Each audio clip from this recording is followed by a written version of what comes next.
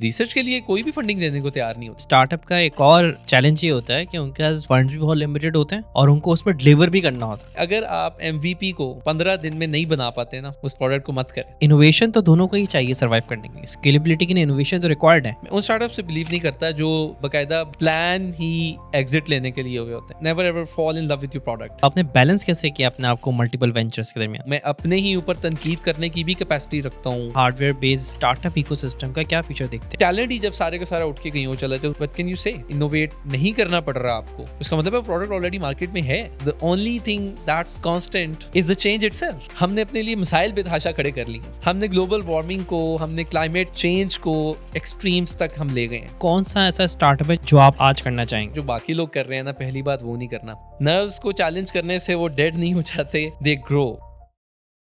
आज हमारी पॉडकास्ट में एक ऐसे मेहमान हैं जिन्होंने अपनी जिंदगी के मुश्किल तरीन फैसले उन रस्तों पर लिए जहां लोग अक्सर भटक जाया करते हैं। उनका नाम है Mohammad Umar Hasan, founder of Markor 3D। ये कहानी एक ऐसे लड़के की है जो टिपिकल मिडिल क्लास बैकग्राउंड से था, जहां ज़्यादातर लोग इंजीनियरिंग या मेडिकल के सफ़र में निकल जाते हैं और बिजनेस का ख्याल किसी रिस्क से कम नहीं समझा जाता। मगर उमर ने उस रिवायती रास्ते से हट कर एक नया रास्ता चुना। अस्सलाम वालेकुम, मैं हूं Adil Shaikh and welcome to another episode of the Nashcast. Engineering graduate होने के बावजूद उनके दिल में एक बेचैनी थी, एक जज्बा था कुछ नया करने का। उनकी जर्नी ट्रायल्स, एरर्स और स्लीपलेस नाइट से भरी हुई है, जिसमें उन्होंने न सिर्फ टेक्नोलॉजी को समझा बल्कि उसे अपने विजन्स के मुताबिक रिशेप किया। उनकी कंपनी मार्कोर 3D सिर्फ एक हार्डवेयर स्टार्टअप नहीं है, बल्कि एक मिसाल है कि पाकिस्तान जैसे मुल्क में भी डीप टेक और इनोवेशन पॉसिबल है, अगर नियत सही हो और इरादे मजबूत हो। स्पार्को में काम करते हुए उमर ने हाई टेक इनोवेशन कल्चर का असर लिया और उसी एक्सपीरियंस को लेकर अपना वेंचर एस्टेब्लिश किया। इस एपिसोड में आप सुनेंगे कि कैसे एक इंजीनियर ने अपने कंफर्ट जोन से बाहर निकलकर एंटरप्रेन्योरशिप का रिस्क लिया, कैसे MVP, प्रोडक्ट मार्केट फिट और रिसर्च बेस्ड डेवलपमेंट जैसे बज़वर्ड्स उनके लिए रियल लाइफ चैलेंजेस से सोल्यूशन बन गए। और सबसे इंपॉर्टेंट बात, कैसे उन्होंने इस फास्ट पेस स्टार्टअप वर्ल्ड में अपनी पहचान बनाई बिना किसी शॉर्टकट्स के।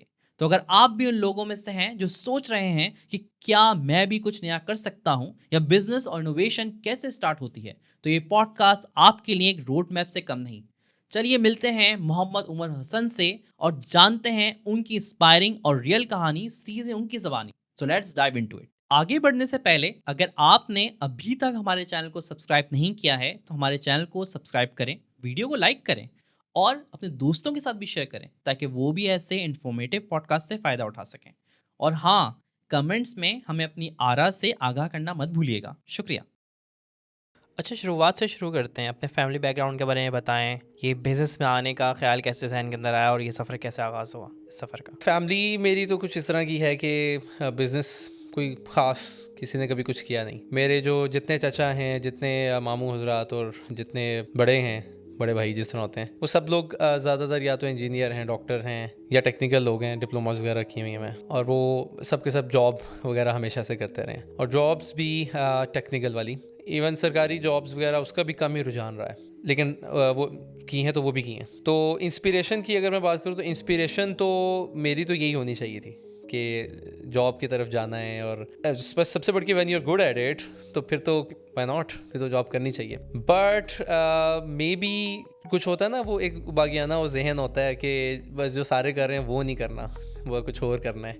शायद वो वजह थी, या शायद ये कि someone might have inspired me कि यार बिज़नेस में जाना है। और जिस वक्त ये जहन में आइडिया आया कि बिज़नेस में घुसना है, मुझे लगता था उस वक्त कि मुझे पता है, लेकिन मेरा ख्याल है मुझे बिज़नेस का कख नहीं था पता। तो बिल्कुल आइडिया नहीं था कि बिज़नेस स्टार्ट कैसे करते हैं, किस चीज़ को सेल किया जा सकता है, कैसे ग्रो करते हैं, कैसे स्केल करते हैं। बट पता था बस करना है तो बिज़नेस करना है। बस इस सोच के साथ जो है वो जब पहली इंजीनियरिंग के बाद देखें जॉब ही सारे एक दफ़ा तो करनी पड़ती है। कुछ ट्रैक आपकी ट्रेनिंग इस तरह से की जाती है उन 4 सालों में जो इंजीनियरिंग के साल होते हैं। उसके फ़ौरन बाद जो है जॉब की मैंने, लेकिन फिर बहुत जल्द हिम्मत बन गई कि जॉब शॉब छोड़ें और बिज़नेस की तरफ आएँ। अच्छा, आपने अपना करियर स्टार्ट किया मैकेनिकल इंजीनियरिंग से, बट एकदम आपने शिफ्ट लिया ये 3D टेक्नोलॉजी, 3D प्रिंटिंग, तो ये कैसे जहन के अंदर आया एकदम शिफ्ट करना फील्ड्स को? एकदम शायद शिफ्ट नहीं हुआ, टाइम लगा है काफ़ी। देखें इंजीनियरिंग में, जब मैकेनिकल इंजीनियरिंग मैंने की हुई है तो इंजीनियरिंग में ज़िक्र तो आता है 3D प्रिंटिंग का,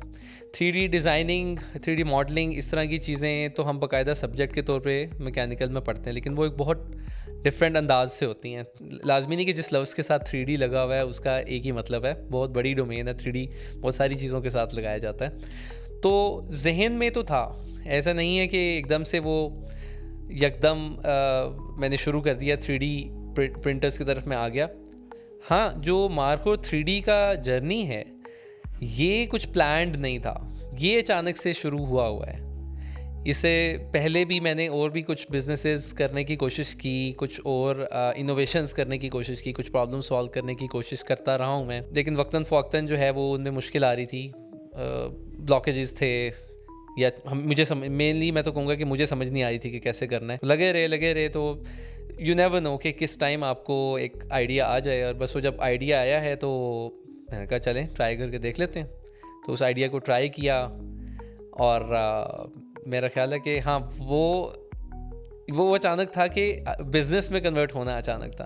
तो आइडिया 3D प्रिंटर का अगर मैं उसको थोड़ा सा बताऊँ, मुझे याददाश्त जो आ रही है, मैंने पहली दफ़ा जो अपनी ज़िंदगी का जिक्र सुना होगा 3D प्रिंटर का, वो यस इंजीनियरिंग में ही सुना था। फिर जो पहली दफ़ा, it was in may be 2011 and 10, around 2011 and 12, उसके कोई 5-6 साल बाद मैंने ज़िंदगी में पहली दफ़ा अपनी आंखों से एक 3D प्रिंटर देखा।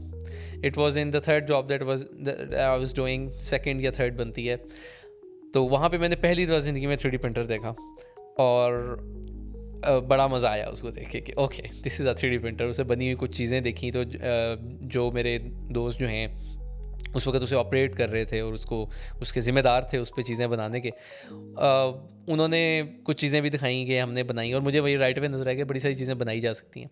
प्लस मुझे वहीं पे उन चीज़ों को देखते हुए अंदाज़ा हुआ कि इस प्रिंटर को भी मॉडिफाई किया जा सकता है। तो खैर वो जर्नी जहन में वो चलता रहा, पकता रहा है। वो जो सालन है, वो जो एक आइडिया था, वो 2016 से लेके कितना बन गया 2000 तो 22, 6 साल वो आइडिया पकता रहा कि यार 3D प्रिंटर किसी तरह इसको मॉडिफाई किया जा सके, इसको बेहतर किया जा सके। ये जहन में नहीं है कि 3D प्रिंटर बनाने हैं या स्केल पे बनाने हैं, ऐसा नहीं था।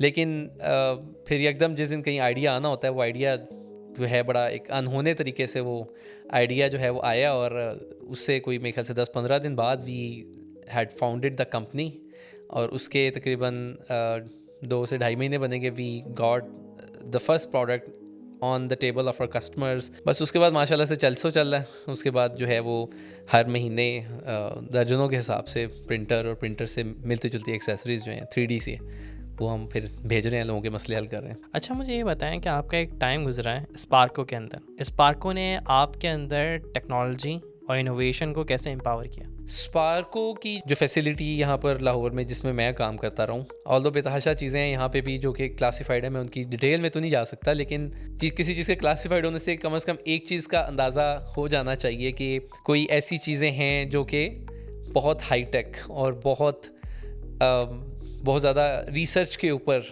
मबनी होती हैं।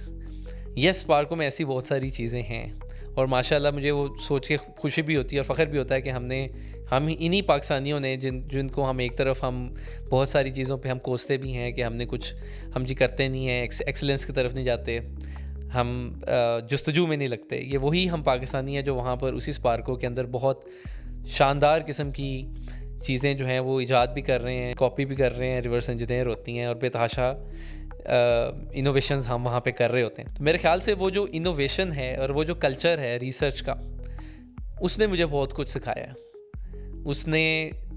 मैं ये हरगिज़ नहीं कहूँगा कि मैं 2 साल में सारा कुछ स्पार्को में जो था वो सीख के तो मैं निकल आया हूँ वहाँ से, ऐसा हरगिज़ नहीं है। It is a very good job.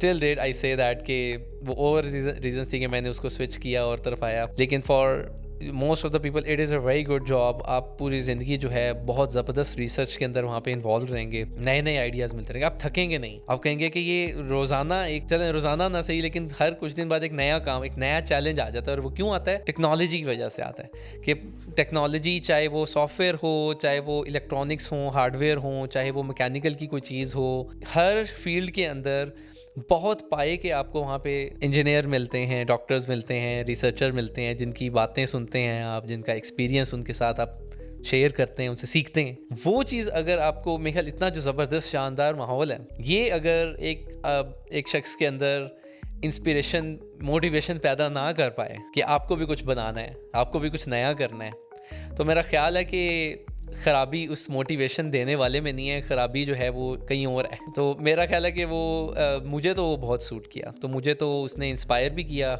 एक तो फ़िलोसॉफ़िकल होता है ना कि बड़ा जी इंस्पायर कर दिया उन्होंने मुझे, और मैंने जी भी अब कुछ करना है, जो आपकी ट्रेनिंग बहुत ज़बरदस्त हो जाती है। तो उन्होंने बहुत अच्छे तरीके से ट्रेन कर दिया कि अच्छा this is how a big project is run, teams के साथ कैसे काम किया जाता है। तो वंस यू नो कि ये काम कैसे हो रहा है, I don't know about most of the people, but I cannot resist but trying to practice it. आपको पता चल गया यार एक चीज़ कैसे बननी है, अब कैसे हो सकता है कि आप कहें कि मैंने नहीं करनी, तो आप उसको लग जाएंगे और उसको आप कहेंगे कि आप मैंने करके छोड़ना है इसे। अच्छा, आपका एक्सपीरियंस रहा कॉर्पोरेट R&D का भी और स्टार्टअप का भी, तो इन दोनों को कैसे मुख्तलिफ देखते हैं एग्जीक्यूशन के हिसाब से और इनोवेशन के लिहाज से? अगर बहुत शॉर्ट में इसको रखूं तो I would go with the saying कि वो कहते हैं ना कि when you are working with a corporate या when you working with a group, तो you are a small part of something big, but जब आप अकेले काम कर रहे होते हैं तो you can be a very big part of something smaller. तो मुख्तसर तो ऐसे है, लेकिन इसका मतलब जो मैं शेयर करना चाहूँगा लाजमी वो ये कि स्पार्को में एक तो बेतहाशा प्रोजेक्ट हो रहे हैं। एक प्रोजेक्ट अकेले के ऊपर सिर्फ अपनी वहाँ से आपकी लर्निंग नहीं हो रही होती। बेशक आप एक पे इन्वॉल्व होते हैं या एक से ज़्यादा सीनियर हो जाते हैं तो आप बाज़ का आपको 2-3 प्रोजेक्ट्स पे भी कोई ना कोई रिस्पॉन्सिबिलिटीज़ मिल जाती हैं आपकी कैपेसिटी देखते हुए, लेकिन वो प्रोजेक्ट कोई 2 दिन के, 4 दिन के, 5 दिन के नहीं होते। पहला डिफरेंस हो उसमें यह है कि वो प्रोजेक्ट्स कोई 2-4-5 दिन के नहीं होते, वो महीनों पर मबनी होते हैं और बाज़ का सालों पर मबनी होते हैं। बहुत बहुत लंबे और बहुत बहुत बड़े प्रोजेक्ट होते हैं। पहला फ़र्क तो ये, जो कि स्टार्टअप में ऐसा नहीं होता। स्टार्टअप्स में दे आर पीपल जिन्होंने कोशिश की है कि बड़ी बड़ी लंबी चौड़ी रिसर्चों को इसके अंदर अपने स्टार्टअप में, अपने प्रोडक्ट के अंदर लाने की कोशिश की है, लेकिन जो हमने सीखा है हार्डवेयर टेक के अंदर, मतलब डीप टेक और सेकेंडली हार्डवेयर टेक के अंदर जो हमने सीखा है वो ये सीखा है कि अगर आपकी R&D जो है, देखिए इसको हमने रूल ऑफ थंब बनाया हुआ है। रूल ऑफ थंब ये है, और ये सिर्फ हार्डवेयर नहीं बाकी स्टार्टअप्स पे भी, डीप टेक वाले स्टार्टअप्स पे अप्लाई होता है, कि अगर आपकी MVP जो है, मिनिमम वाइबल प्रोडक्ट, और मिनिमम वाइबल प्रोडक्ट वो है जो बुनियादी तरीन जो आपके क्लाइंट की जो एक फ्रस्ट्रेशन है उसको दूर करने में कामयाब हो रही है। आपकी कोई एक बुनियादी तरीन ज़रूरत को वो पूरा कर रही है और आपका कस्टमर कहता है कि इसके बगैर मेरा गुजारा नहीं है, दैट इज़ MVP। उसकी शक्ल कैसी है ये डिपेंड करता है कि अगर कस्टमर की फ्रस्ट्रेशन ही है कि इसकी शक्ल अच्छी होनी चाहिए तो फिर आपको शक्ल बनानी है, वरना आपको शक्ल भी नहीं बनानी, आपको उसका काम करना है। जो MVP है आपकी मिनिमम वाइबल प्रोडक्ट, स्टार्टअप में हमने एक रूल ऑफ थंब बनाया हुआ है कि अगर आप MVP को 15 दिन में नहीं बना पाते ना, उस प्रोडक्ट को छोड़ दें, उस प्रोडक्ट को मत करें। क्यों? कि अगर MVP उसकी जो भी आपका स्ट्रक्चर है, आप चाहे 2 बंदे हैं, चाहे 5 बंदे हैं, चाहे आपके पास 300 इंजीनियर्स की एक टीम है, अगर वो सब मिलके आपकी अपनी पूरी कैपेसिटी पे 15 दिन में MVP नहीं बन पा रही ना, तो एक्चुअल प्रोडक्ट तो बड़ा लंबा जर्नी होता है। एक्चुअल प्रोडक्ट बनाना, उसको मार्केट में लेके आना, प्रोडक्ट मार्केट फिट ढूंढना, ये तो बड़ा लंबा जर्नी होता है। तो अगर आपने 2 साल से प्रोडक्ट बनाने पे लगा दिए, तो फिर पूरी जिंदगी आप प्रोडक्ट मार्केट फिट ढूंढते रहेंगे, आपको दुनिया आगे निकल जाएगी और प्रोडक्ट मार्केट फिट नहीं मिलेगा। तो पहला डिफरेंस जो है वो मेन कॉर्पोरेट का और स्टार्टअप का, वो तो मैंने आपको बताया कि प्रोजेक्ट्स बहुत लंबे होते हैं कॉर्पोरेट के अंदर और वो अफोर्ड कर सकते हैं। और सबसे बढ़ के जो ऐसे इदारे जिनका मैंडेट ही है कि इन्होंने सिर्फ रिसर्च करनी है, इन्होंने अपने जो गवर्नमेंट उनके अंदर खर्चा कर रही है वो खर्चा वापस नहीं करके दिखाना, स्ट्रैटेजिक इदारे, उनका तो मैंडेट ये नहीं है कि उन्होंने पैसे गवर्नमेंट को बना के दिखाने हैं। तो उनको ये लिबर्टी है कि वो लंबे से लंबा प्रोजेक्ट भी पकड़ सकते हैं और ऐसी प्रोडक्ट को भी पकड़ सकते हैं जो कि एक दफ़ा बनाई और उसके बाद दोबारा कभी ज़रूरत ना पड़ी। तो पहला फ़र्क तो ये। दूसरा फ़र्क इसके अंदर मेन ये है कि रिस्पॉन्सिबिलिटी ऑब्वियसली डिवाइड हुई होती है, कि इवन जो प्रोजेक्ट किसी को लीड भी कर रहा होता है, कि वो कोई एक ऑफिसर जो कोई 20 साल का या 25 साल के करीब उसका एक्सपीरियंस हो चला है, वो लीड कर रहा है, उसके बावजूद रिस्पॉन्सिबिलिटी उसे अकेले एक बंदे की नहीं होती, वो डिवाइड हुई होती है। However in the startup responsibility founders की है।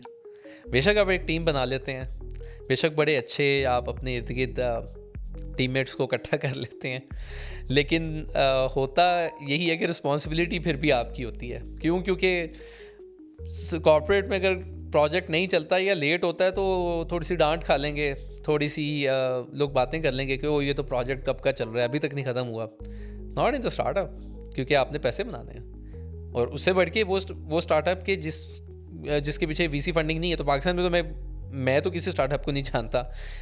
हाँ, 1-2 को चले इंट्रैक्शन हुआ है, उन 1-2 के अलावा डीप टेक वाले काम को ही मैं जानता हूँ कि जिन्होंने रिसर्च जो है वो VC फंडिंग के ऊपर की है। तो इवन आप जैसा शार्क टैंक पे भी हुआ है तो आप वहाँ पे भी देख लें कि रिसर्च के लिए कोई भी फंडिंग देने को तैयार नहीं होता। वो कहते हैं हाँ ग्रांट ले लो हमारे से, तुम्हारा बड़ा नोबल कॉज है, Revenue. कोई चीज़ें वो ग्रांट ले लो, लेकिन हाँ रेवेन्यू हमें चाहिए। रेवेन्यू अगर तो रेवेन्यू 15 दिन में अगर पहली एमवीपी सेल नहीं होती तो ये दूसरा बड़ा डिफरेंस जो है वो ये है कि आपको इस माइंडसेट से सोचना पड़ता है कि भाई इसको सेल भी करना है, तो we have to stop the our research somewhere, कहीं ना कहीं कट करना है। और वो बड़ा मुश्किल चैलेंज होता है कि ये ना हो कि एक अनकुक्ड प्रोडक्ट जो है वो अपने कस्टमर के हाथ में पकड़ा दें। कस्टमर सेटिस्फेक्शन बहुत इंपॉर्टेंट होती है स्टार्टअप के अंदर। Something one thing a bad product could kill your reputation in the beginning. तो वो स्टेक्स, हाँ थर्ड में ख्याल वो यहीं से बात निकले कि हर चीज़ के स्टेक्स हाई हैं। आप गलती करते हैं तब स्टेक्स हाई हैं, आप रिप्रेजेंटेशन गलत करते हैं, हर चीज़ में स्टेक्स आए हैं, you are all in all. तो मेरे ख्याल से वो बहुत ज़्यादा कॉर्पोरेट का और एक रिसर्च का जो है वो टेक्निकली फ़र्क है। हाँ मेरे ख्याल एक चीज़ शायद मैं और इसमें ऐड करूँगा लास्ट, ये सब्जेक्टिव हो सकती है बात। ये तो वो थी मैथमेटिकल चीज़ें थी कि yes that is a difference there, but जो सब्जेक्टिव हो सकती है बात, मैं तो अपना पॉइंट ऑफ व्यू दूंगा, वो है कि यहाँ पर पेस बहुत ज़्यादा है स्टार्टअप के अंदर, एक्सेलरेशन बहुत ज़्यादा है, बहुत स्पीड पे चीज़ें बदलती हैं। अभी जब से हमने इनके इन्वेस्टमेंट रेस की है तकरीबन 1.25 महीने के करीब, 1.5 महीने के करीब गुजरा है, but it still feels like 6 months। अल्हम्दुलिल्लाह इतना काम हुआ है इस 1.5 महीने के अंदर। तो हम बड़े सारे जो हमारे क्लाइंट जिनको हमने कोई अपडेट वगैरह दी थी, उनसे जब मिले तो हमने कहा ये भी कर लिया, ये भी कर लिया, तो वो नाराज़ होते आपने बताया ही नहीं, इतने काम कर लिए। मैंने कहा भाई हमारी नॉर्मल पेस ही है, क्या करें। तो स्टार्टअप में अगर आप ये नहीं करते तो you will be killed, you will be dinosaurs. ये एक मेरे ख्याल से एक बहुत बड़ा डिफरेंस जो है ना वो ये है। अच्छा, मैं ये कह रहा था कि स्टार्टअप इकोसिस्टम के अंदर बहुत ज़्यादा कंपटीशन है as compare to traditional businesses. बिल्कुल ऐसे एक competition is yet another difference. या अच्छा, कॉर्पोरेट में भी कंपटीशन तो मेरे ख्याल उससे भी फियर्स होता है। आप कंपटीशन का तो इससे अंदाज़ा लगाएं ना कि कितने कॉर्पोरेट्स हैं जो अपनी प्रोडक्ट की डिलीवरी ना होने की वजह से या वो फाइनेंस को हैंडल नहीं कर सके फॉर वट एवर रीजन्स। ऐसा नहीं है कि कॉर्पोरेट्स जो हैं वो मुश्किल महसूस नहीं करती, कंपटीशन वहाँ पे होता है, it's just a different kind of competition. वो आपके ऊपर इंडिविजुअली वो रिफ्लेक्ट नहीं हो रहा था। Since you are working in a very big team, तो वो आपके ऊपर रिफ्लेक्ट नहीं हो रहा होता। सेकेंडली वो एक तो टीम के होने की वजह से डिवाइड हो जाता है, सेकेंडली मल्टीपल रेवेन्यू स्ट्रीम्स होने की वजह से वो कंपटीशन का जो प्रेशर है वो डिवाइड होता है। आप एक जगह से अगर आप एक दूसरी आप किसी कंपनी के साथ कंपैटिटर बन गए हैं तो corporates always have multiple revenue streams. वो दूसरी तरफ से अपने आप को डिफ्रेंशिएट कर लेते हैं, कहते हैं कोई बात नहीं, अगर एक चीज़ में कम्पीट करी कंपनी करने देने, हम कहीं और से अपने आप को डिफ्रेंशिएट कर लेंगे। तो हर कंपनी, आप अगर बड़ी जो कंपनीज़ हैं, इवन जो मैं तो टेक वाली की एग्जांपल्स ज़्यादा देता होता हूँ कि अगर आप माइक्रोसॉफ्ट और एप्पल की बात कर लें तो yes in operating system they are competitors to each other, but दोनों ने अपने आप को डिफ्रेंशिएट किया हुआ है, दोनों ने अपने आप को अपनी सेलिंग स्टाइल से डिफ्रेंशिएट किया हुआ है, दोनों ने अपनी कस्टमर प्लेसमेंट के जरिए, प्रोडक्ट प्लेसमेंट के जरिए डिफ्रेंशिएट किया हुआ है। तो that's how they are able to divert the competition. लेकिन स्टार्टअप में वो करना काफ़ी मुश्किल होता है क्योंकि रेवेन्यू स्ट्रीम यार एक बन जाए बड़ी बात होती है।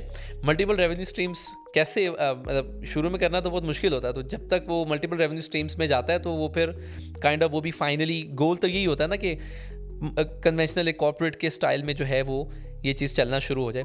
सिर्फ डिफरेंस स्टार्टअप को और कन्वेंशनल बिजनेस का वही डिफरेंस ही है कि ये स्टार्ट में ग्रोथ बहुत फास्ट है, कि जो बिज़नेस है वो कन्वेंशनली यूँ हो रहा होता है कि किसी ने बहुत बड़ी एक इन्वेस्टमेंट डाली और ऑफिसेज खोल के बैठ गए हैं और हायरिंग्स की और लेके चल रहे हैं। On the other and startup में यूजुअली ये हो रहा होता है कि बहुत स्मॉल स्टार्ट कर रहे होते हैं, बट फिर फंडिंग्स वगैरह इतनी एक्सेलरेटेड आप खुद भी इंजेक्ट करते हैं या दूसरों से भी इंजेक्ट करवाते हैं, लेकिन इतनी एक्सेलरेटेड इतने कम ड्यूरेशन के अंदर होती हैं कि उसकी फिर फाइनल डायनामिक्स बदल जाती हैं। बट आइडियली मैं वो वाले स्टार्टअप्स में एक्चुअली बिलीव नहीं करता।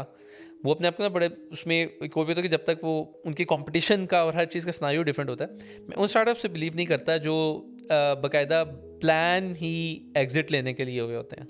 देयर आर पीपल, मैंने किसी की क्लोजिंग होती तो अभी तक नहीं देखी। मास वाई जो बड़ी बड़ी एग्जांपल्स हैं, दराज हो गया जी, एक्वायर हो गया एंड पे, या बाकी कंपनीज जो करीम है जी पाकिस्तान के अंदर जी, अगर वहाँ पे एक्वायर। अब मगर दराज और करीम जैसे तो बहुत पुराने प्लेयर हैं, बहुत पुराने प्लेयर हैं।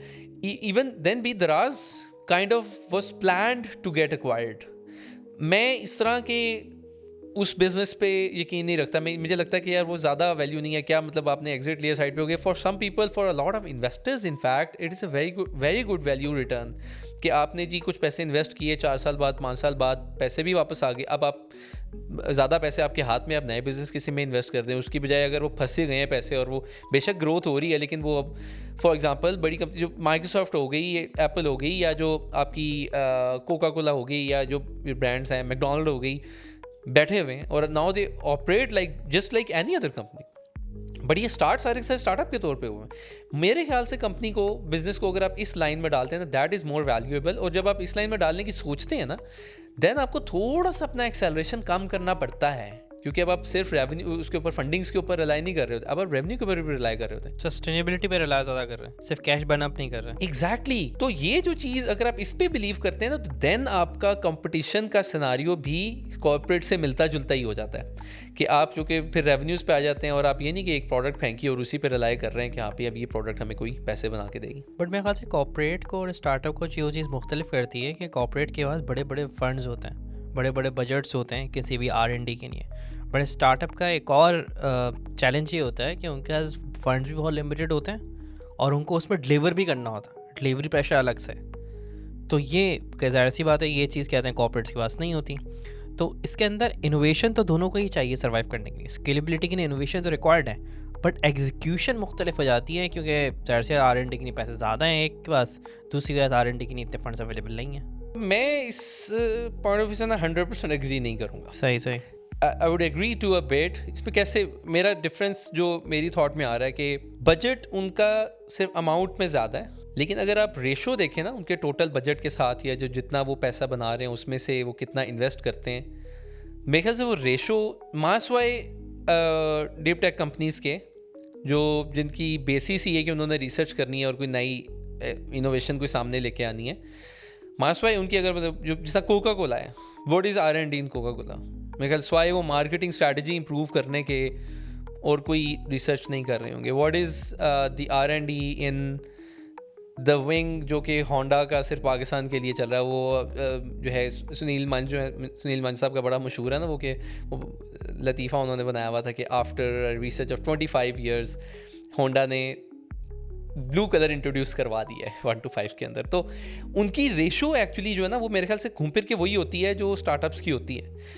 Yes they have got the hands on very big amounts for R&D, और उसकी वजह से जो डिफरेंस आता है वो मेन डिफरेंस मेरे ख्याल से ये आता है कि एक तो फ़र्क खैर ये आ गया ना कि they are able to produce much bigger things much faster. On the other hand वो much bigger thing much faster का इनिशिएटिव लेते हुए उनको बड़ा मसला होता है, क्योंकि उनकी इन्वेस्टमेंट बहुत बड़ी होने वाली है, बहुत बड़ी अमाउंट्स उसके अंदर इन्वेस्ट होने वाली है। तो रेशो वाइज जिसे कहते हैं ना हर कोई अपनी पसली के मुताबिक रिसर्च करता है। तो स्टार्टअप को भी मेरा ख्याल है कि एटलीस्ट टेक स्टार्टअप और hardware tech startup, even software tech startup भी, मेरे ख्याल से इनको बिल्कुल अपने आप को ये नहीं कहना चाहिए कि हम स्टार्टअप है तो हमें R&D में खर्च नहीं करना चाहिए। Ratio wise they should be investing more in R&D than the corporates, क्योंकि कॉर्पोरेट तो प्रोडक्ट मार्केट फिट ढूंढे बैठे हैं अपनी बड़ी सारी प्रोडक्ट्स का, उनको ज़रूरत ही नहीं है इतना सारा खर्चा करने की, दैट्स वाई वो करते भी नहीं है। लेकिन स्टार्टअप को तो करना है ना रिसर्च के अंदर खर्च, तो वो उनके पास फैसिलिटी भी है, करें। अच्छा, जैसे आपने अपने करियर के अंदर मल्टीपल स्टार्टअप्स की बुनियाद रखी, मल्टीपल बिजनेसेस रन करे, तो आपने बैलेंस कैसे किया अपने आप को मल्टीपल वेंचर्स के दरमियान? मेरे ख्याल से it's all based on traction. पहली बात तो ये है कि मैंने जो मल्टीटास्क किया है विद स्टार्टअप्स, जो जगलिंग की है, वो बहुत कम दरमियान में ड्यूरेशन है जिसमें मोर देन 2 स्टार्टअप्स इकट्ठे चल पड़े थे। प्रैक्टिकली स्पीकिंग जितने भी मज़ीद फाउंडर्स को और CTOs को या CEOs को मैं जानता हूँ, तो there are lot of people जो कि दे लाइक टू थिंक कि हम मल्टीपल स्टार्टअप्स में इन्वॉल्व हैं। लेकिन practically speaking when one startup is actually trying to run, आप हार्डली उस एक को मैनेज कर पाते हैं अपने 24 आवर्स में और 7 days जो हैं आपके वीक के अंदर। I am saying 7 days a week, not 5। तो पहली बात, वो जगल सिर्फ आप तब कर पाते हैं जब none of the startups are actually working.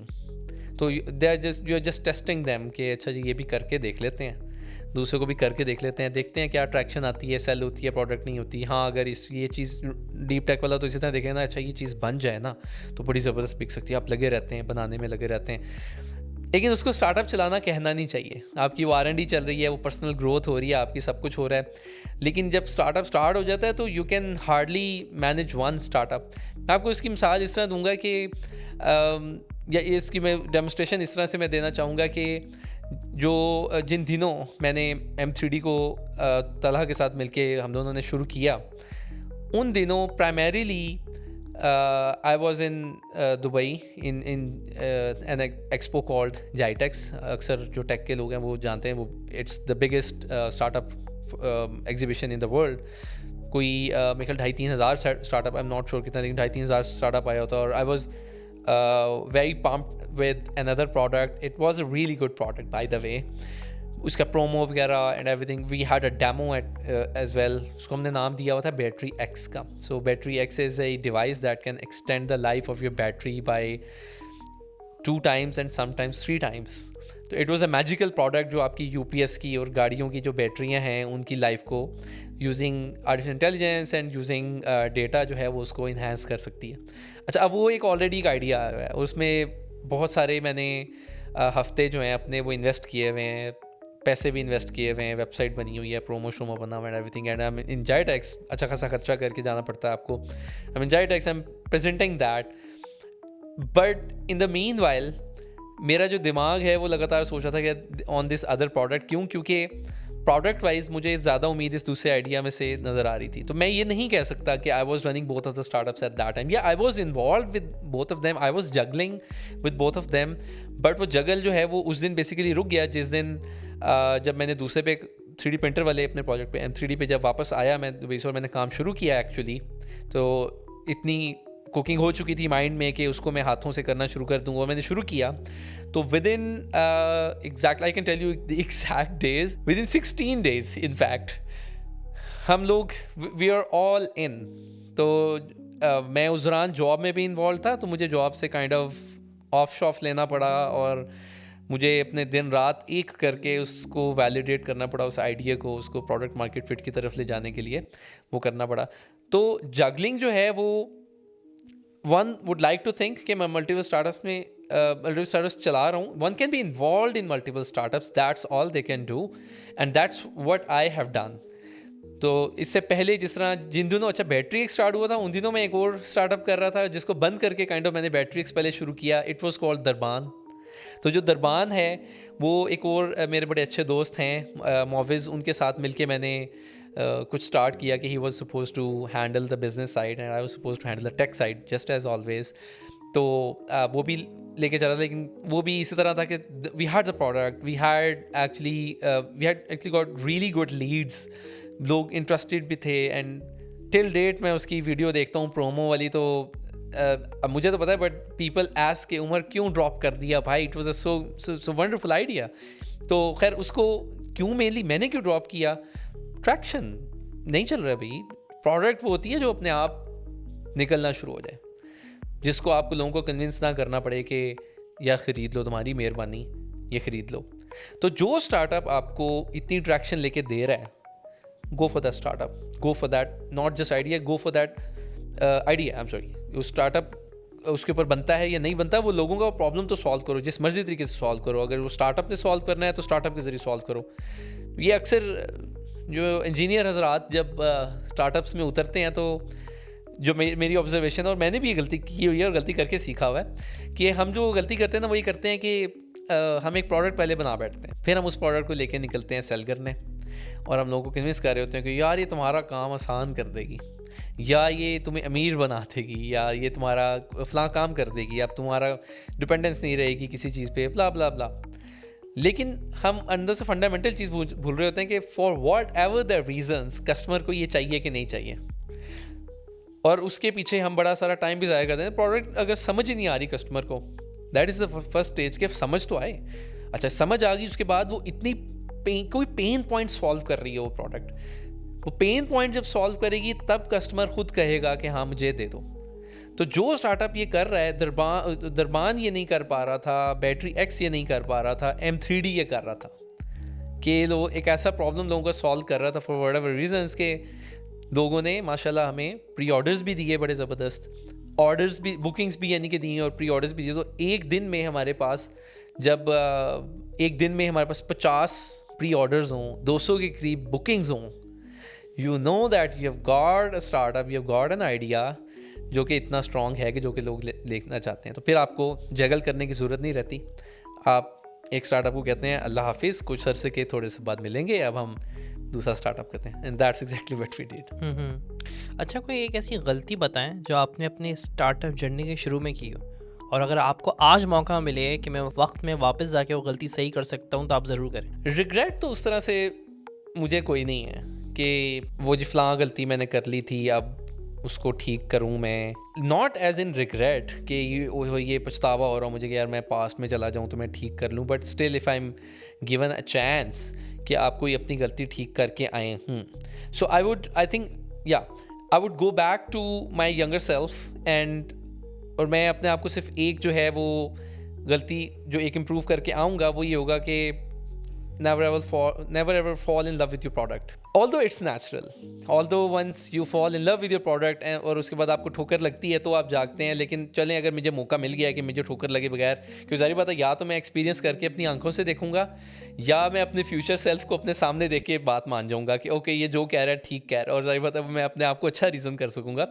तो मेरे ख्याल से ये मैं ज़रूर कहूँगा कि never ever fall in love with your product, क्योंकि जब दिस इज़ एक्चुअली जो मैंने वो जो पहले बात की कि इंजीनियर्स जो हैं वो ये गलती करते हैं, नेचुरली कर जाते हैं। मैंने भी की हुई है ये गलती कि I fell in love with the product.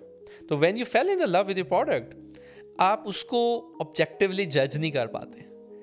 तो जितना मर्जी आपको लग रहा हो कि यार मैं आई एम द डेविल्स एडवोकेट, मैं इसको बिल्कुल ठीक जज कर रहा हूँ, मैं अपने ही ऊपर तनकीद करने की भी कैपेसिटी रखता हूँ, मैं अपने ही आइडियाज़ को इनवैलिडेट भी कर सकता हूँ, मैं डरता डरता नहीं हूँ, मैं मुझे कोई अपना वो, you'd like to say that, but believe me you never are true when you have made the product with your own hands या maybe with your own mind. चाहे वो यानी कि फिजिकली एक हार्डवेयर प्रोडक्ट है या एक software product है, या may be it's a book जो आपने लिखी है, या may be it's an idea जिसके ऊपर आपने कोई प्ले बनाया है, कोई सॉन्ग लिखा है, something that you have created in any medium. जब आप वो बनाते हैं ना तो फंडामेंटली हम इंसान है ना, तो हमें उससे प्यार हो जाता है। वो हमारा बच्चा है, हमने उसको बड़े प्यार से बनाया है, हमने उसके साथ वक्त गुजारा है। तो जब चीज़ के साथ वक्त गुजारते हैं तो उसकी जो ख़राबियाँ भी होती हैं ना, you actually blinded from those mistakes, from those shortcomings. That's exactly what I think I actually did with my first product. तो even अगर मैं ये बता भी दूँ ना अपने आप को कि don't fall in love with दरबान, मेरा ख्याल है ऐसा नहीं होगा कि दरबान एक सक्सेसफुल प्रोडक्ट बन जाती। मेरा ख्याल है मैं सिर्फ उससे जान जल्दी छुड़ा लेता। तो जितना मैंने टाइम उसको फ्लाई करने में लगवाया शायद मैं उतना टाइम ना लगवाता, क्योंकि देयर वर टाइम्स के आई रियली बिलीव्ड कि I can make it work. But जब फाइनली मुझे रियलाइजेशन मुकम्मल हुई कि okay these are some things जिनको मैं इग्नोर कर रहा हूँ, तो फिर मुझे पता चला कि ओके मुझे लग रहा था कि मैं इग्नोर नहीं कर रहा, लेकिन मैं कर रहा था। तो अब these things have been put in front of me mathematically. तो काफ़ी जो टाइम है ज़ाया, तो अगेन रिग्रेट मैं इसलिए नहीं कह रहा कि वो ज़ाया नहीं हुआ, वो इन्वेस्ट हो गया, क्योंकि मेरे पास वापस पास्ट में जाने की तो अपॉर्चुनिटी है नहीं। हाँ, मेरे पास ये अपॉर्चुनिटी है कि मैं अपने एक्सपीरियंस से सीख सकूँ, तो वो तो मैंने जो है वो सीखा है। तो I will never ever fall in love with a product. अब ये भी नहीं है कि आई एम नॉट श्योर, क्या पता I already am maybe in love with my products, you can never tell, but you can just try. ठीक ठीक, you can never be sure. अच्छा, पाकिस्तान के अंदर ये डीप टेक और हार्डवेयर बेस्ड इकोसिस्टम का या हार्डवेयर बेस्ड स्टार्टअप इकोसिस्टम का क्या फ्यूचर देखते हैं आप अगले 5 साल के अंदर? जो तो है ना AI स्टार्टअप्स, मेरे ख्याल से उनकी जो बहस है वो काफ़ी डिफरेंट है, उसके ट्रेंड्स डिफरेंट हैं। It's a market that has just been born, और इसके अंदर इतना पोटेंशियल है, और there are so many things जो अभी बनी नहीं है, जिसमें वैक्यूम है, लूप होल्स हैं, बड़े सारे काम है जो कि लोगों ने भी करने हैं। आप यू नेम द फील्ड, अभी तो हर जो काम इंसान ने आज तक किया है, from making things to wars to creating stuff to living life, everything, अभी तो हर चीज़ के अंदर AI नहीं घुसना है। तो मैं उसके ऊपर जो है ना मैं कमेंट नहीं करूँगा, मैं उस डीप टेक के ऊपर बात करूँगा जो कि सोली AI के ऊपर रिलाई नहीं कर रही, it's relying on other factors as well. हाँ, AI पे होगी डिपेंडेंस, लेकिन other factors as well. For example, one of the things जिस तरह हम ये बना रहे कि you are making a product that actually solves a problem in the education. We are making products in fact.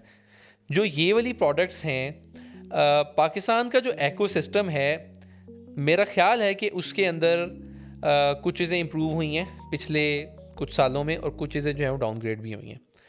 जो इम्प्रूव हुई हैं मेरे ख्याल से on top of them is maybe awareness, is access to digital tools, is access to higher education.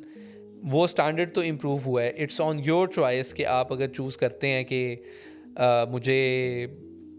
मुझे सीखना है, कि फ़र्ज़ किया कि आप कोई सी भी टेक पकड़ लें, मे बी आप कोई एक मेडिसिन बनाना चाहते हैं, या you are in an industry जहाँ पे there is a chemical that can solve a problem.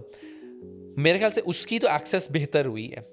ठीक है, for what ever the reason, equipments बेहतर आ गए हैं, थोड़े से कुछ चाइनीज़ इन्फ्लुएंस की वजह से हमारी यूनिवर्सिटीज़ के हालात उस लिहाज से बेहतर हो गए, इक्विपमेंट वगैरह बेहतर हो गया है. प्लस ये कि जो एक ग्लोबल विलेज जो है दुनिया, वो हमारे तक असरात उसके अब पहुँचे हैं. तो बड़े सारे फॉरेन फैकल्टीज़ जो हैं हमारी यूनिवर्सिटीज़ में मौजूद हैं, जिनका एक्सपोजर है, आप उनके पास जा सकते हैं, उनसे गाइडेंस ले सकते हैं. एक तरफ ये चीज़ तो इम्प्रूव हुई है. फिर इंटरनेट पे बेतहाशा रिसोर्सेज हैं जो कि इम्प्रूव हो गए. एक तरफ ये चीज़ इम्प्रूव हुई है, लेकिन एक चीज़ वो सिर्फ पाकिस्तान में नहीं, वो बाहर भी काफ़ी सारा ट्रेंड है. वो जो मसला बन रहा है वो ये बन रहा है कि लोगों का इंटरेस्ट डीप टेक से वैसे ही ख़त्म हो रहा है. This only one deep tech जिसमें everyone seems to be interested in. I am pretty sure कि आपने इस पे और भी लोगों के साथ गपशप लगाई होगी, और वो उनके लिए ये हॉट टॉपिक होगा एक, कि AI के ज़रिए आप मज़ीद क्या बना सकते हैं, या AI के अंदर कौन सा मॉडल है अभी जो बनाने वाला रहता है. तो वो वाले जो एकोसिस्टम है उसके अंदर तो मेरा ख्याल है कि सबसे बड़ी बात यह है कि वो सारा पाकिस्तान में होता नहीं है ना. It's on the web usually. अगर AI है तो it's on in digital domain, तो फिजिकली तो पाकिस्तान में लाजमी है कि वो शायद हो ही ना. उसका तो एकोसिस्टम मेरे ख्याल अभी ग्रो कर रहा है. उसका तो अभी पहले भी कर चुका है और भी आगे ग्रो करेगा. But on the other side जो नॉर्मल स्टार्टअप्स है उधर से ट्रेंड ही उठ गया. तो जब ट्रेंड नहीं है, आपको स्टार्टअप चलाते हुए मुश्किलात महसूस आएंगी, आपको आइडियाज़ वैलिडेट करते हुए मुश्किलात मिलेंगी. टैलेंट ही जब सारे का सारा उठ के कहीं हो चला जाए, व्हाट कैन यू से. मैं इसकी वजह से मिसाल आपको इस तरह दूंगा कि जिस तरह बड़ा एक आसान सा काम होता है हार्डवेयर के अंदर, आसान से मेरा तो बड़ा रूटीन का काम है हार्डवेयर स्टार्टअप्स जो है इनके अंदर होता है क्या कि आपने एक इलेक्ट्रॉनिक चीज़ बनाई, मिसाल के तौर पर 3D प्रिंटर ही है. तो 3D प्रिंटर जो है उसके अंदर बड़ी सारी मैकेनिकल चीज़ें हैं, कुछ एस्थेटिक्स की चीज़ें भी हैं, आसान चीज़ें हैं. उसके अंदर स्टिकर्स हैं, उसके ऊपर लगे हुए कोई लिखाई हुई है, वो आसान चीज़ें भी हैं. But then there is when you go in with in that machine, तो you will find electronics as well, PCBs. अच्छा, अब जो प्रिंटेड सर्किट बोर्ड है, इसमें कोई उस बोर्ड को बनाने में कोई ख़ास R&D इन्वॉल्व नहीं है.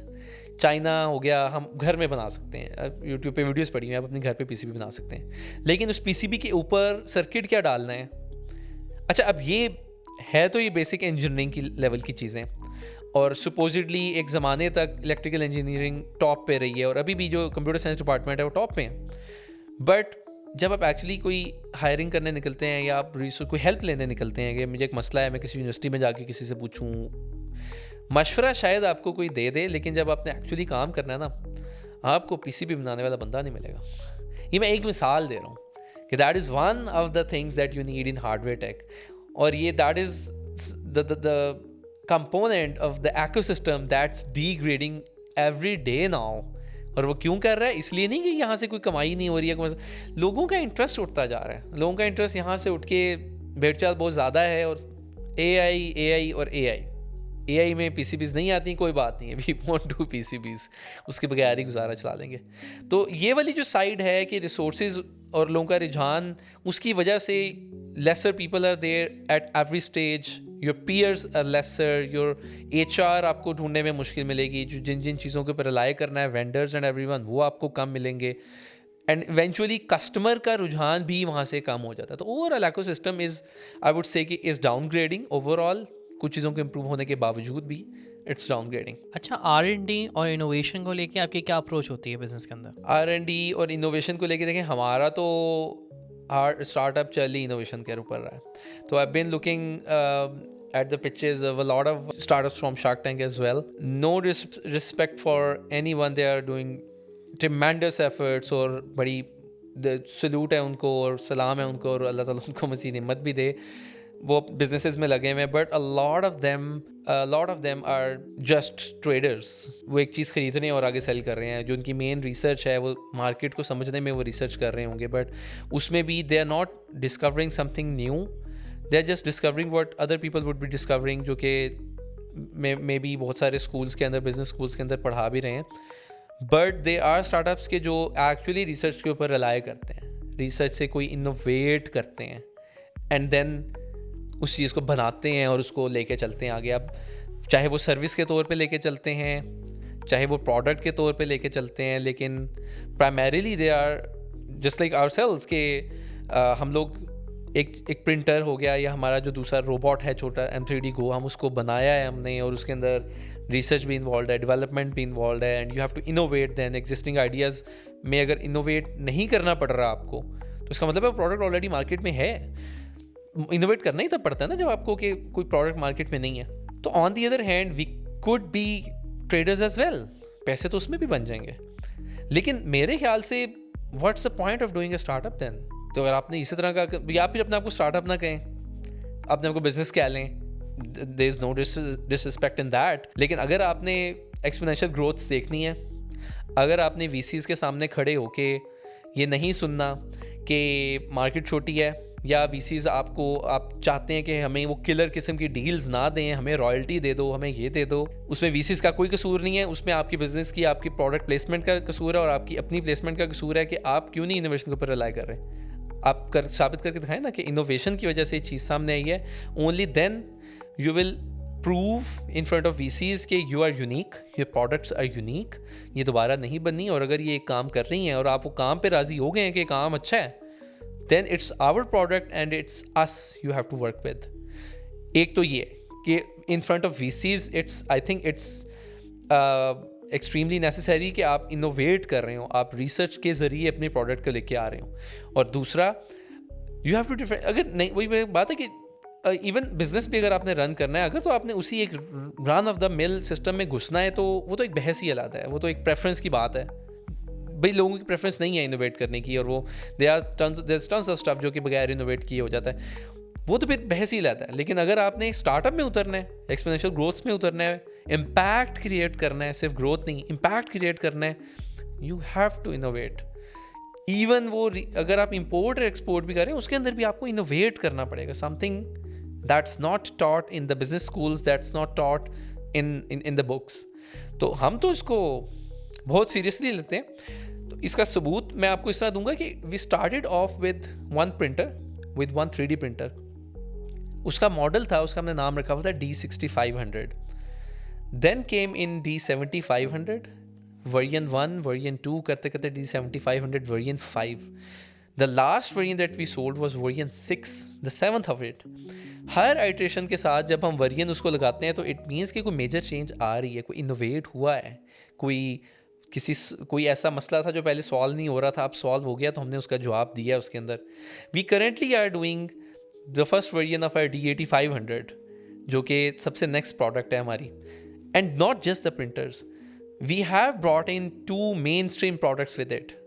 एक हम उसको Marco 3D Go बोलते हैं. It's a robotic kit for middle years. उसके अंदर बच्चे जो हैं वो स्क्रैच एक प्रोग्राम है ब्लॉक कोडिंग का, उसको सीख सकते हैं, चला सकते हैं. And then there is this something called major lab. तो मेजर लैब इज कहते हैं is a culmination of years of research of another project. तो हम we are just there to fine tune it and put it in a productizable form.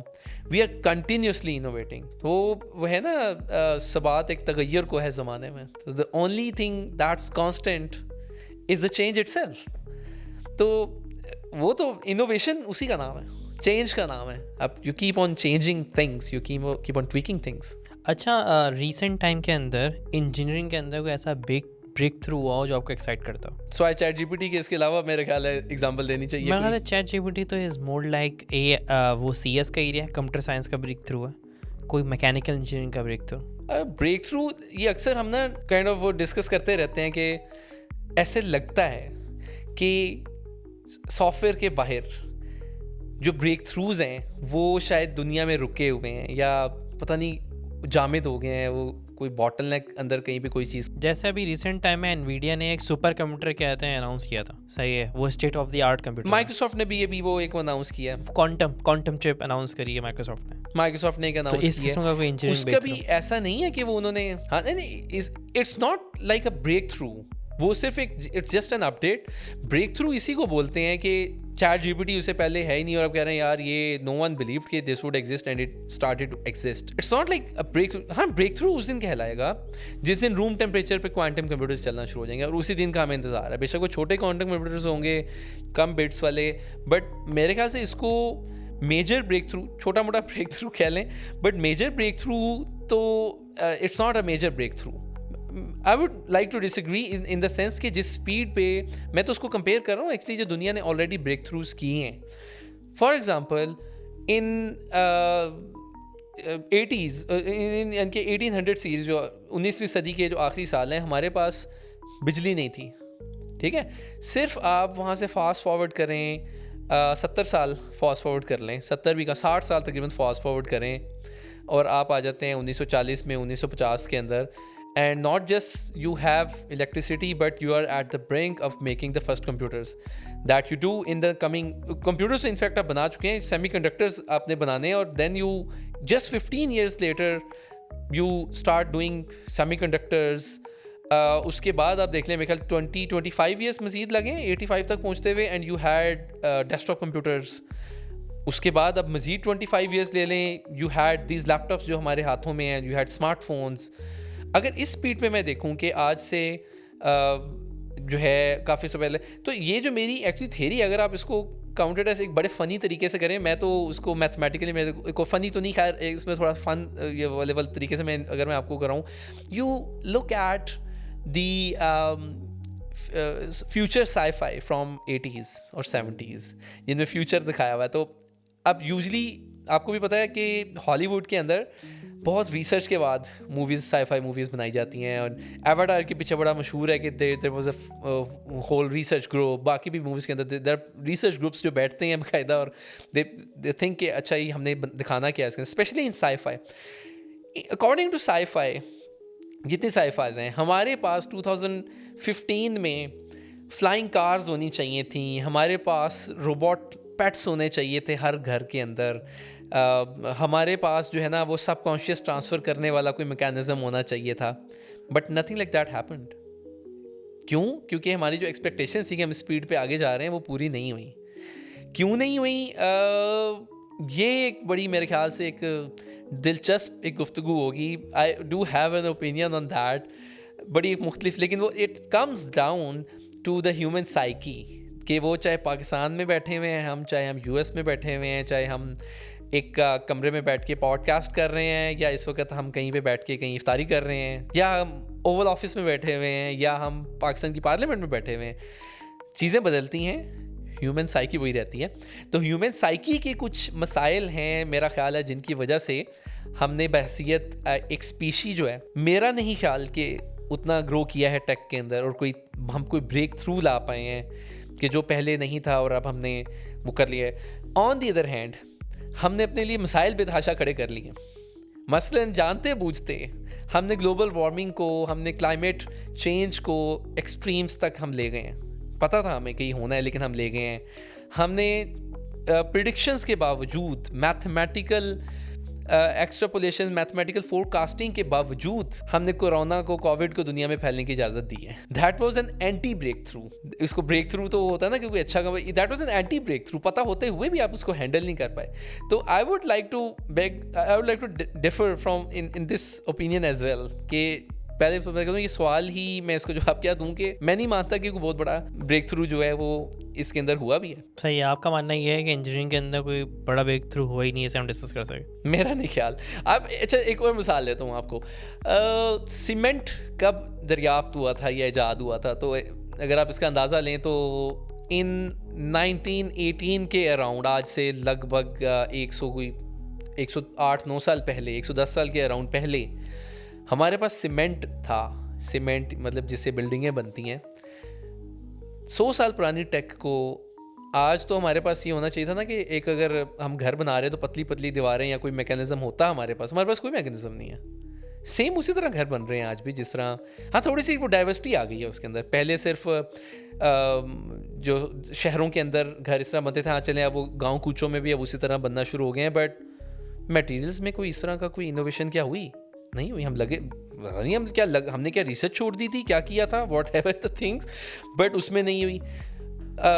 Yes जिसमें research हो रही है बड़ी शदीद, उनमें भी आप देख लें वहाँ पे नेचुरल बॉटलनेक्स मौजूद हैं मेडिकल के अंदर। देयर नेचुरल बॉटलनेक्स के, ऐसा नहीं है कि कैंसर का इलाज ढूंढने में देयर इज डेफिनेट डेट के 19 2050 तक मिल जाना चाहिए, नहीं ऐसा नहीं है। इट्स नॉट समथिंग के जो हार्डवेयर की कमी की वजह से या टेक्नोलॉजी की कमी की वजह से या कंप्यूटेशन पावर की कमी की वजह से रुकी हुई है। It's not like that, it's just that we haven't discovered it yet and we don't know ये कब डिस्कवर होगी ये। On the other hand AI भी, जिस तरह चैट GPT भी है, आप रिसर्च पेपर्स निकाल लें 80s के निकाल लें, जिक्र होगा वहाँ पे भी कि यस एक दिन आएगा कि हम इस तरह से इन तरीक़ों से मशीन लर्निंग करके तो हम चैट GPT बना लेंगे। सही है। तो मेरा तो ओपिनियन जो है ना वो थोड़ा सा अपोजिट है। सही सही।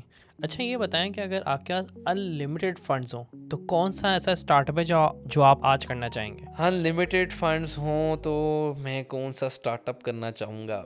एक तो उसके मैं जो आपको खासियतें बता सकता हूँ वो कौन सा स्टार्टअप होगा जो मैं करना। पहला तो ये जो मेरी शर्त होती है, वो स्टार्टअप जो बाकी लोग नहीं कर रहे। देखें सबको इस टाइम AI करनी है, मुझे नहीं करनी है। आपने मेरे बाकी भी ओपिनियंस देखे, मेरा अक्सर ये होता है ख्याल कि यार जो बाकी लोग कर रहे हैं ना, पहली बात वो नहीं करना। ऐसा नहीं है कि मुझे कोई नफरत है बाकियों से, I totally take inspiration from other peers and everyone. अच्छा पहली तो खुसूसियत होगी कि वो बहुत डिफरेंट होगा। अच्छा दूसरी ये होगी कि यस वो हार्डवेयर टेक का ही होगा, वो कोई फिनटेक नहीं होगा। I think I would like to work on medical tech, और सबसे बढ़ के I would like to do research. Unlimited पैसे हैं ना मेरे पास, तो I would like to do research on making your body better.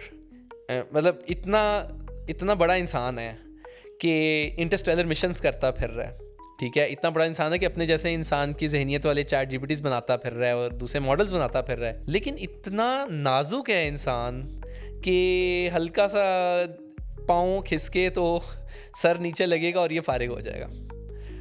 मैं तो अगर मेरे पास अनलिमिटेड फंड्स होना तो I would do something for the longevity of the human body. May be कोई एलेक्सर पे मैं काम करूँ। तो आप बेसिकली मेडिकल और हेल्थ इंडस्ट्री की तरफ जाएंगे? यस मेडिकल सिर्फ हेल्थ की तरफ नहीं जाऊंगा और मेडिकल इनोवेशन की तरफ जाऊंगा, और most probably it would come from genetics genomics वगैरह की तरफ से। ये मोस्ट प्रोबेबली उधर से कोई मिलेगा, क्योंकि you would have to modify the human genome अगर आपने इसको मजबूत बनाना है। मतलब प्रोस्थेटिक्स वगैरह एवरीथिंग लगा के कुछ ना कुछ बन जाएगा, लेकिन ह्यूमन इटसेल्फ बड़ा फंडामेंटली एक बहुत नाजुक एक स्पीशी है। बड़े बड़े तगड़े जानवर, बड़ी बड़ी तगड़ी स्पीशीज मौजूद है, इंसान बड़ा नाजुक है। I would do something for this. अच्छा अगर आपको मौका मिले किसी एंटरप्रेन्योर के साथ काम करने का या किसी साइंटिस्ट के साथ काम करने का, तो कौन सा ऐसा साइंटिस्ट या एंटरप्रेन्योर होगा जिसके साथ आप काम करना चाहेंगे? मेरा ख्याल है कि साइंटिस्ट की चूँकि मेरे पास ऑप्शन है, तो I would like to work either with Oppenheimer और विद डॉक्टर अब्दुल कदीर, क्योंकि यस उन्होंने कोई ऐसा स्टार्टअप नहीं किया जिसने कोई फंडिंग रेज की या किया, लेकिन अगर आप इम्पैक्ट की बात करें तो दोनों की जो इनोवेशंस हैं वो उसी सारे प्रोसेस के अंदर से होके गुजरी हैं जिससे एक नॉर्मल स्टार्टअप की चीज़ें गुजरती हैं। They had funding constraints, they had a deadline कि जिसके बाद उनके प्रोजेक्ट का कोई काम नहीं रहेगा। तो आम स्टार्टअप्स के लिए होता है कि आपकी फंडिंग रन आउट हो रही है, और उनके लिए था कि यू विल गेट किल्ड। तो उनकी तो बहुत स्ट्रिक्ट किस्म की डेडलाइन थी कि तुम तो मारे जाओगे या तुम्हारे ऊपर कोई बॉम्ब गिरा देगा। और इन दोनों ने, doctor Abdul Qadeer and Oppenheimer, दोनों ने इवेंचुअली बनाया तो ऑब्वियसली न्यू की था, दोनों ने रीडिस्कवर किया अपनी अपनी जगह पर, अपने अपने तरीक़ों से उसको रीडिस्कवर किया और उसको बनाया। लेकिन जो एक टीम को लेके चलना और वो सारी डायनामिक्स जो कि स्टार्टअप वाली थी, और I would like to meet someone, तो प्रेफरेबली डॉक्टर अब्दुल कदीर, क्योंकि वो हमारे अपने हैं, हमारे हीरो हैं। और अगर और भी ऑप्शन मिले तो वाई नॉट, ओपनहाइमर से भी मिला जा सकता है। अच्छा कोई ऐसा पॉडकास्ट, कोई बुक जो आप रेफर करना चाहेंगे आज के एंटरप्रेन्योर्स को या इंजीनियर्स को? मेरे ख्याल है I would like to pass on this question. उसकी वजह ये है कि I am the kind of person जो who finds most of the information by just observing people, systems and other services. मेरा एक मानना ये है कि यूजुअली लोगों को खुद नहीं पता होता कि उन्हें क्या चीज़ चाहिए, तो जो वो हरकतें कर रहे होते हैं या जो एक्टिविटीज़ परफॉर्म कर रहे होते हैं उनके इंटेंशंस वहाँ से आपको नज़र आते हैं। उनकी लॉजिक कि उन्होंने एग्जैक्टली ये काम क्यों किया वो उनके एक्शन से नज़र आता है। तो मैं I mostly take information from observing people, जो मेरे पीयर्स हैं या जो बाकी फाउंडर्स हैं, बाकी स्टार्टअप के लोग हैं, या साइंस के अंदर अगर बाकी जो टेक के लोग हैं, मैं उनको ऑब्जर्व करके और उनके साथ गपशप लगा के, तो I spend a lot of time spend a lot of time talking to people like this. In fact आज भी एक बहुत ही इंटरेस्टिंग, एक बहुत ही नॉलेजेबल मेरी एक दरियाफ्त है, एक साहब मुझे मिले हैं, मैं उनके साथ स्पेशल रोज़ों में टाइम निकाल के गया और मैं उनकी बड़ी काम छोटा सा 5 मिनट का था, मैं गपशप लगाता रहा। तो चूँकि and it's not a habit that I am proud of, लेकिन यह कि बचपन से मुझे फॉर व्हाटएवर रीजंस मुझे आदत ही नहीं बनी कि मैंने बुक्स वगैरह पढ़नी है।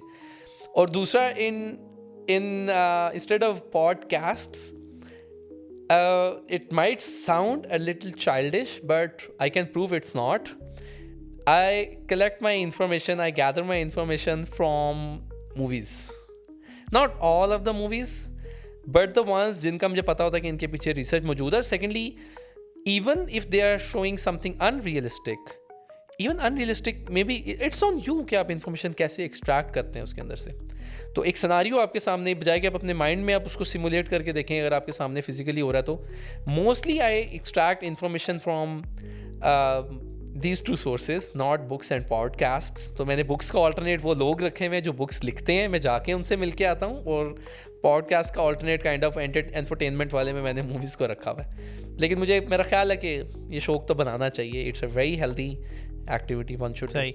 अच्छा, अगर आपको कहा जाए कि अपने आप को 3 अल्फाजों में डिफाइन करें, तो वो 3 अल्फाज कौन से होंगे? एक तो ये ना कि मैं अपनी प्रोफाइलिंग करूँ। मैं अगर अपनी प्रोफाइलिंग करूँ तो मेरा ख्याल है वो तो मुझे अपनी तारीफ़ें करनी पड़ेंगी, मैं अपनी तारीफ़ें नहीं कर रहा। लेकिन अगर मैं अपने ट्रेड्स 3 बताऊँ जो मुझे लगता है कि मेरे अंदर हैं, 3 अल्फाज। एक तो मेरा ख्याल हो गया, बातूनी बहुत हूँ मैं, ठीक है, मैं बहुत बातें करता हूँ।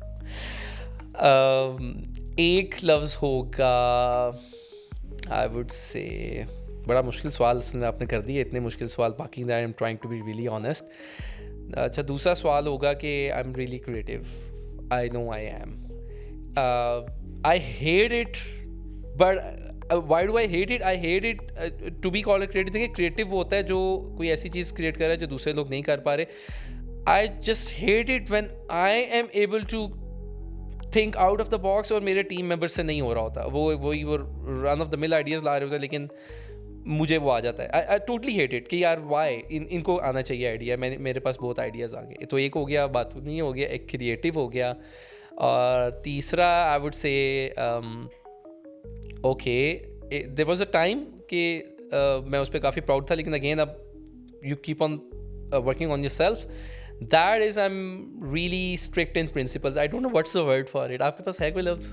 Someone who is really strict with their principles, too strict, in fact too strict, के ज़रूरत से ज़्यादा स्ट्रिक्ट। असूल पसंद। तो if there is a word for that, I am that. असूल पसंद इज़ द पर्सन जो कि राइट अमाउंट में असूलों के साथ जुड़ा रहता है। देयर इज़ अ पर्सन जो गलत क्वांटिटी में असूलों के साथ, कुछ ज़रूरत से ज़्यादा असूलों से जुड़ा। आई एम दैट। कदामत पसंद एक लफ्ज़ होता है उर्दू में, जिसके लिए हम यूज़ करते हैं कि बड़ा स्ट्रिक्ट है। डिफरेंट मतलब है। कदामत पसंद होता है जो कंजर्वेटिव हो। नहीं, वो वाला नहीं, वो कंजर्वेटिव तो होता है वो अड़ गया अपने आइडियाज़ के साथ। मेरा मतलब ये है, फ़र्ज़ करें मैं ड्राइविंग जो करता हूँ, मैं कहता हूँ मैंने असूल के मुताबिक करनी है, और इतने असूल के मुताबिक करनी है कि लोग तंग हो जाते हैं। कि बाज़ का तो वो मुझे कह रहे थे, भाईजान आप देख नहीं रहे। मैंने कहा मेरा बनता ही नहीं है यहाँ पे देखना। तो वो उनको ज़रा आर्ग्यू करो ना कि ये देखो, मेरा प्रिंसिपली मेरा तो इख्तियार ही नहीं है कि मैं इस तरफ देखूँ। तुम मुझे क्यों एक्सपेक्ट कर रहे हो कि मैं इस जगह पे भी देखूँ और तुम्हें बचाता फिरूँ? तुम्हारी गाड़ी के साथ अगर ये टच होगी तो मेरा तो वो आगे से एक ही जवाब मिलता है, भाईजान आप पाकिस्तान में गाड़ी चला रहे हैं या लंदन में चला रहे हैं? मैंने कहा ये कहने का मतलब है कि मैं असूल के इतना सा जुड़ा होता हूँ कि मुझे अगर मैं टॉलरेट कर जाऊँ वहाँ पे, उसमें लोगों का भी भला हो जाएगा, मेरा भी भला हो जाएगा। लेकिन मैं वहाँ पे फॉर व्हाटएवर द रीजंस मैं नहीं कर पाता टॉलरेट। मैं कहता हूँ यार, असूल की बात है, वो असूल की बात है। सही। मैं कहता सिर्फ there is only one person जिसके साथ मैं अपने असूल तोड़ता हूँ, अपनी बेगम के अलावा। बेगम के अलावा नहीं, कि बेगम है वही जिनके साथ मैं अपने असूल तोड़ लेता हूँ, बाकी मैं असूल नहीं तोड़ता। ठीक है। अच्छा, कोई एक एडवाइस जो आप यंग एंटरप्रेन्योर्स और यंग इंजीनियर्स को देना चाहेंगे, या स्पेशली ये कहा जाए कि यंग इंजीनियर्स को देना चाहेंगे जो एंटरप्रेन्योरशिप की तरफ आ रहे हैं? एंटरप्रेन्योरशिप की तरफ जो आ रहे हैं और यंग इंजीनियर्स, मेरा ख्याल है कि मैं उनको अब ये नहीं कहेगा कि नहीं आना। नहीं, मैं तो कहूँगा थिंक बिग। मैं तो उलट तरफ जा रहा हूँ ना, think big. Think of an idea जिसका सोच के आपके रोंगटे खड़े हो जाएं कि यार ये कैसे होगा, और वो एकदम नहीं होगा। वो इतना अच्छा आइडिया होगा कि एक दफ़ा तो आपको बड़ा अच्छा लगेगा, ये कमाल आइडिया है, लेकिन जब आप एक्चुअली उस आइडिया में घुसेंगे तो आपको वो आइडिया डेली हाउंट करेगा, आपके ख्वाबों में आएगा, आपको डराएगा। और वो ख्वाब अच्छे वाले नहीं होंगे, नाइटमेयर्स वाले ख्वाब होंगे। इतना बड़ा ख्वाब देखें कि आपके एक दफ़ा जो नर्व्स हैं वो चैलेंज हों। मज़ा ही तब आएगा जब नर्व्स चैलेंज हो। बिलीव मी, नर्व्स को चैलेंज करने से वो डेड नहीं हो जाते, they grow. I am not a medical person but this is, या I am not a philosophy person जो साइकेट्रिकल वाला, लेकिन this is what I have observed कि आप अपना नर्व्स को जितना चैलेंज करते हैं वो उतना ट्रेन होते हैं, हॉर्न हो जाते हैं बेसिकली। सो दैट्स वाई वो आइडिया कोई पकड़ें जो कि जिसमें आप खुद को बिल्कुल भी अंडरमाइन ना कर रहे हो। तो आज का नहीं, आज अब स्टार्टअप अगर आज शुरू कर रहे हैं तो उसको प्लान करें कि ये 7 साल बाद, 8 साल बाद, 10 साल बाद इसको कहाँ पे होना चाहिए। Where would you like to see yourself after 10 years? And no matter how big, how unrealistic that idea is, hop on to it. क्यों? क्योंकि इंजीनियर्स जो हैं, they are by design, they are taught to analyse all of the journey. पूरा project plan बनाओ पहले से बैठ के। तो जब आप प्रोजेक्ट प्लान बनाने की कैपेसिटी रखते हैं ना, तो आप थॉट प्रोसेस करते हैं, आप थॉट एक्सपेरिमेंट करते हैं हर काम के लिए। होता क्या है, एक जो बच्चा होता है उसके अंदर ये कैपेसिटी बिल्कुल नहीं होती। वो तो छोटा सा आइडिया देखता है, नो मैटर हाउ रियलिस्टिक, वो पंप हो जाता है, वो कहता है मैं ये करूँगा। And then there is this extreme कि हर आइडिया देख के वो डर के बैठ जाता है कि यार ये इसमें तो ये मसला है, इसमें तो ये मसला है, इसमें तो ये मसला है, ये नहीं होगा, मैं नहीं कर पाऊँगा, इकोसिस्टम नहीं है, वेस्ट इन्वेस्टर्स नहीं हैं, ब्ला ब्ला ब्ला। लेकिन हमें इन दोनों के दरमियान एक डिवाइड ढूंढनी है कि हमें ना तो इतना अनरियलिस्टिक होना है, लेकिन हमें प्लान भी करना है, बिल्कुल रियलिस्टिक भी नहीं हो जाना। तो मेरा मशवरा उन्हें ये होगा कि थोड़ा सा टिल्ट करें अनरियलिस्टिक वाली साइड पे। कोई बात नहीं है, इसमें कोई हर्ज नहीं है। आप इवन अनरियलिस्टिक गोल भी लेके चलेंगे ना, हो जाएगा। एम बड़ा करें, आहिस्ता आहिस्ता उसकी समझ भी आ जाएगी कि इस एम को चेंज कैसे करना है। आप पिवट कर जाएंगे कहीं ना कहीं जाके। लेकिन अगर आपने स्टार्ट ही छोटा कर दिया ना, बात फिर वही होगा कि बेतहाशा स्टार्टअप्स, आपने जो शार्क टैंक पे आए हैं, आपने उनको भी देखा होगा कि उनको बहुत टफ़ किस्म की डील्स मिली हैं। एक दो जिनसे मेरी बात हुई तो थोड़े खफा थे वो कि यार हमें डील अच्छी ऑफ़र नहीं हुई, हमें कोई इन्वेस्टमेंट की ऑफ़र तो हुई लेकिन कोई डील इतनी अच्छी नहीं थी, रॉयल्टी बहुत ज़्यादा मांग रहे थे। पहली बार रॉयल्टी मांगनी नहीं चाहिए। तो मैंने उनको एडवाइस की बड़े तरीके से कि आप अपनी प्लेसमेंट चेंज करें, अपनी प्रोडक्ट की प्लेसमेंट चेंज करें, अपने बिज़नेस की स्ट्रैटेजी चेंज करें ना। तो अच्छा वो आप कैसे करें, ये तो मैंने कहा इसका मतलब आपका सीड गलत डला हुआ है, जो आपने पौधा बोया था ना वो गलत बोया गया।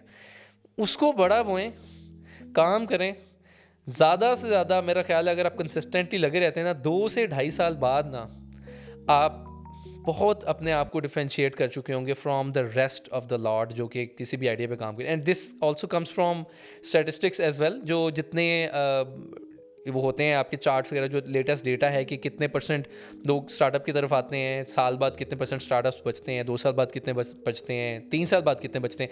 तो फिगर्स तो ज़ाहिर बता, you can Google it, but उनको इंटरप्रेट जब आप करेंगे तो आपको यही पता चलेगा। 2-2.5 साल बाद मेजर स्टार्टअप्स क्विट कर चुके होते हैं। क्यों क्विट कर जाते हैं? एक तो यस वो मुश्किल भी होता है, लेकिन वो क्विट कर जाते हैं।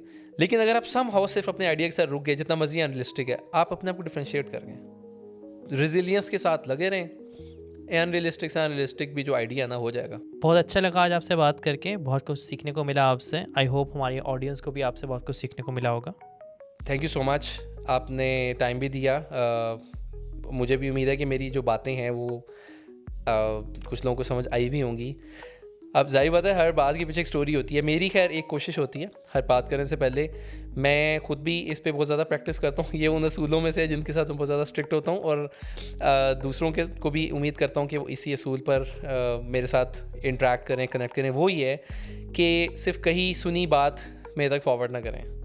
जो बात अपने एक्सपीरियंस से आपने सीखी है, चाहे वो एक गलत एक्सपीरियंस से एक बात सीखी है या एक एक्सपीरियंस से गलत बात सीख ली है, गलत डिड्यूस कर लिया आप आपने अपनी हैपनिंग्स को, अपनी सराउंडिंग को, वॉट एवर, लेकिन अगर वो एक्सपीरियंस बेस्ड है, अगर वो प्रैक्टिकल्स पर मबनी है, तो मेरा ख्याल है कि you are good to go. आप वो मेरे साथ शेयर करें लाजमी। तो मेरी भी उम्मीद है, मैंने जितनी बातें कही हैं आपके सामने, कि मैंने कोशिश वही की है कि मैं सिर्फ अपने एक्सपीरियंस से बात करता हूँ, कि जो मैंने ऑब्ज़र्व किया है और जो सारी की सारी चीज़ है वो मैं आपके सामने रखूँ। तो उम्मीद तो है कि आप इस जो है जो ऑडियंस है हमारी, वो इसकी ग्रेविटी को समझने की कोशिश करेंगे अच्छा, फिर मिलते हैं इंशाल्लाह किसी नेक्स्ट मोर प्रोडक्टिव पॉडकास्ट के अंदर इंशाल्लाह। इंशाल्लाह।